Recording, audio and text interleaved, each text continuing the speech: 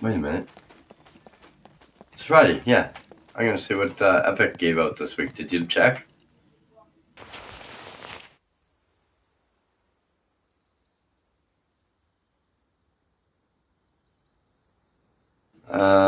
Nope. Deal. Oh no, that's deals of the week.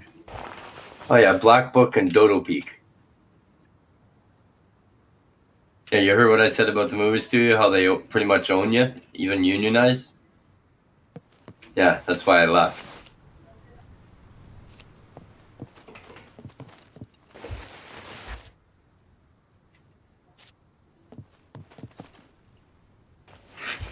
I thought I lost you.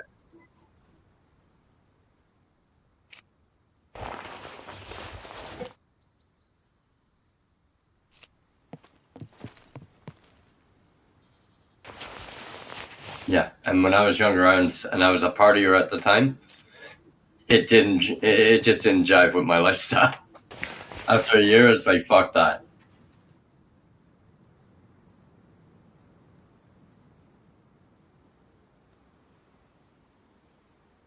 Yeah, set construction. That's what I was doing.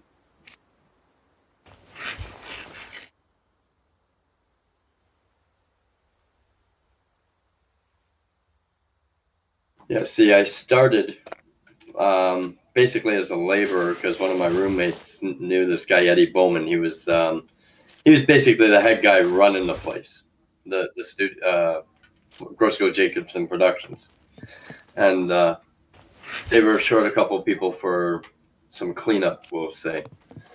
And my roommate walks in and goes, "You want to come with me and make a few bucks?" I was like, "Okay." So we went in. I met the guy. He's like, "Okay, we need to empty out 2 warehouses. It's all furniture that's been used in movie sets, this, that, and the other thing. We just need to make some room." He goes, "You're free to take whatever you want. Half this shit's only been used maybe an hour on a set. Other than that, it's been sitting here in the warehouse." I was like, "Okay." Fuck, we furnished a whole bunch of people's houses, and it's not garbage. Like, it was good furniture. They buy it for a movie set. Um, we had truckloads of fucking living room sets, bedroom sets, everything going to different people's places. And at the end of it, he's like, "Oh, you did a pretty good job and everything." He goes, "Can you come back? We got another building for you." It's like, okay. So me and 2 guys went there.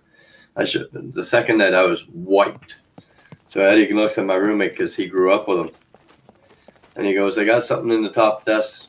You guys are free to use it, whatever." He looks at my friend. He goes, "Just don't let him get too stupid." He goes, "I don't know him, so." And my buddy Dion's like, "Yeah, don't worry about it. Ed. We'll be respectful." He's like, "All right, so I'll leave the door open for you guys and have a good one." So as soon as Eddie walks out, my buddy's like, "Okay, let's go back up to his office." I was like, "Why?" He's like, "Trust me, come with me." We go up there. It had to be a 5-pound bag of fucking coke in the top drawer, and this shit was close to pure. That's what he was telling us. "I left something in the drawer to give you guys a boost to keep you up. Enjoy it. Just don't get stupid." We were wasted the whole fucking weekend. We got the job done, and then they come to me and they're like, "The set construction guys want some help and whatever." So I start going in. The guys are like, "Oh, you're pretty good with power tools, this, that." And I was like, "Yeah, I know my way around." So I got into set construction and teardown, and some of this was like on location. So you could be out in the middle of the fucking woods in the middle of nowhere one day and in the studio the next. You didn't know. And I was doing that for about a week, and one of the bosses in that department comes over and hands me some paperwork. I'm like, "What's this?" He goes, "We want you full time, but we can't put you on full time unless you apply to NABET." It's like, "What?" He goes, "Yeah." He goes, "You got your 3rd-year apprentice in electrical." We heard, "Yeah, good. Because what you're applying for is National Association of Broadcasters and Electrical Technicians." He goes, "You won't really do any electrical work. You'll do lighting, laying cables, shit like that." and you'll still do a bit of set building and tear down. I was like, okay. Fucking amazing pay though for the time period. When I quit, 94, 95, I was there a year. Between expenses and pay, I was getting 90, just over 90 a year. If I would have stuck around and finished the transferring into lighting, which was their main goal, was they wanted me to go full-time lighting, set lighting out on site. I was looking at base salary, 1 year training in that department, 140. But like you said, and people and what I dealt with, they fucking own you. You do not have a personal life. And it's right in their union guideline. You agree to it by applying.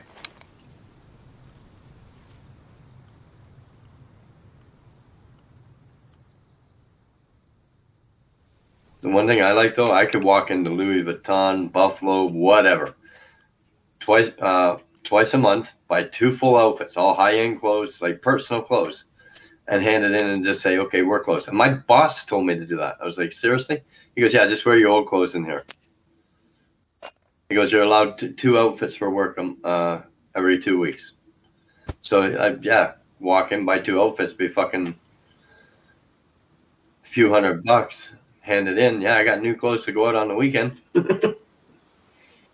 Catered food all the time. Fuck, they had just chefs in the studio and out on the street on sets. You go in and tell them what you wanted, they'd fucking cook it. If they didn't have it there, okay, well, you're gonna have to wait an hour. We're gonna have all the ingredients delivered.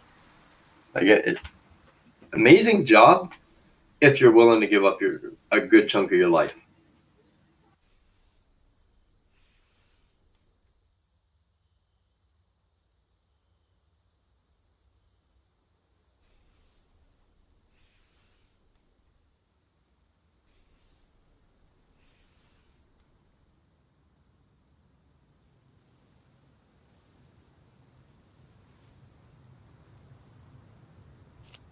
I remember getting fucking loaded while we were a couple hundred miles outside of Toronto. Got back, got 2 hours sleep, still fucking drunk when I woke up. Me and two the guys from the set crew. They took us out to this place and we were tearing down 2 barns, like 1600s or 1800 style barns.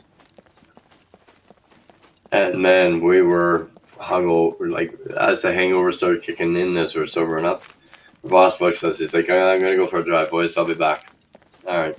Comes back, drops the cooler. He goes, you guys ain't doing too bad. He goes, but we got to sober you up. It's like, what? He goes, hit the cooler. We open it up. There's all these fucking Jack Daniels coolers, different flavors. We sat down. We drank about 6 each. He's like, how you feeling? Oh, much better. Went back to work. We were great, singing, joking, laughing. He goes, I'm not going to knock you guys. He goes, I'm an alcoholic, but I'm a little bit older than you, and I've learned my lesson. He goes, try to stay a little bit sober and get a little more sleep in between shifts. But yeah, he never gave a shit. Never said nothing. Like, he was good about it. And one of my buddies fucking called in sick. I think it was about a 3rd week the day after payday. Oh, I'm not feeling well, whatever. On the Monday, he showed up. Guy looks at him. He goes, you ever fucking lie to me again, I'll fire you. Next time you call in, you're not sick. You got the 26-ounce flu, and you'll be in on Monday. He goes, just don't make it a habit every week. Now that's a pretty cool boss, wouldn't you say?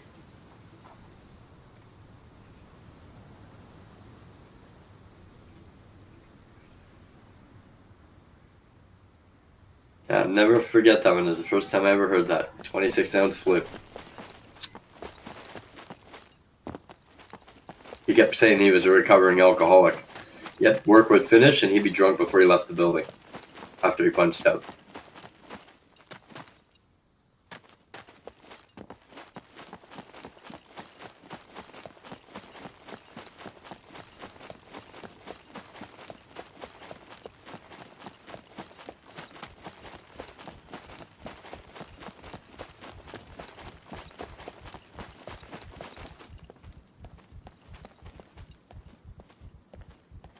Is Hill still here, or is he just lurking? I'm here. I was rearranging all my shit over here in my inventory and stuff. Been trying to make room for a lot of stuff. Yep. Oh, what is this? I gotta get back in there. I kind of enjoyed it. It's just, I don't know. That's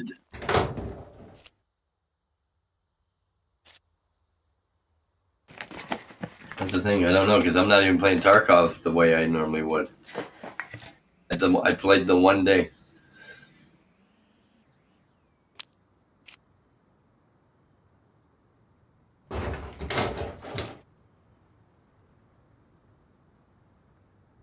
Actually, before I do anything, I'll be back in a second. I'm gonna go rate the wife's bagels. She made a bunch of different types of muffins and cakes yesterday.